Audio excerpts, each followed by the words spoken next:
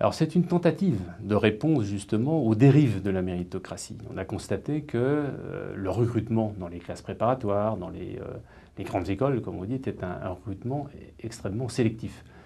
Un enfant, on va dire d'ouvrier, de milieu populaire, 60% de la population française aujourd'hui, des milieux populaires, hein, employés, ouvriers, voilà, a 23 fois moins de chances qu'un enfant d'enseignant ou de cadre supérieur d'accéder à une classe préparatoire. 23 fois moins de chances. Donc pour corriger cela, un certain nombre d'initiatives comme celle de Sciences Po qui consistent à, on va dire, faire de l'action positive, c'est-à-dire d'aller chercher des jeunes, par exemple dans des lycées de quartiers populaires, pour les inciter à rejoindre des classes préparatoires. Nous pensons que c'est une initiative intéressante du point de vue de l'expérience, mais qu'elle ne peut pas faire office de politique nationale. Elle permet justement de montrer qu'il y a des choses qui réussissent quand on est volontaire, mais une politique nationale doit prendre en compte la totalité du problème. Et le problème n'est pas simplement le fait que des jeunes de milieux populaires ne franchissent pas le pas des grandes écoles. C'est comment on arrête la machine à fabriquer des inégalités et l'énorme centrifugeuse qui est devenue l'école.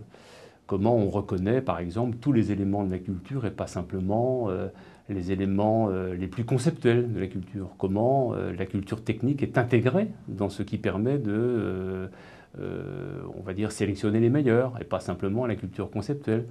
Comment on ouvre le champ de la culture pour que tous les enfants puissent donner au maximum de leur potentialité afin de choisir plus tard de poursuivre des études tout de suite ou après, et que la sélection ne s'opère pas simplement sur une partie de la culture, en particulier la culture académique, ce qui ça est profondément sélectif et injuste pour les enfants justement qui n'ont pas à proximité d'eux-mêmes ces éléments-là.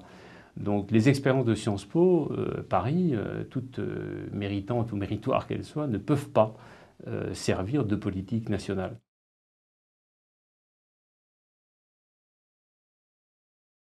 C'est l'ensemble du système qu'il faut aujourd'hui repenser en s'attaquant à toutes ces dimensions ségrégatives, hyper sélectives, fondées sur des éléments culturels et sociaux.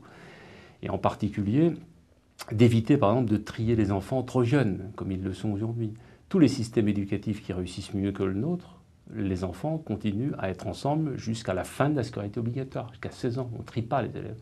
Or, le collège en France est encore trop une zone de tri pour le lycée.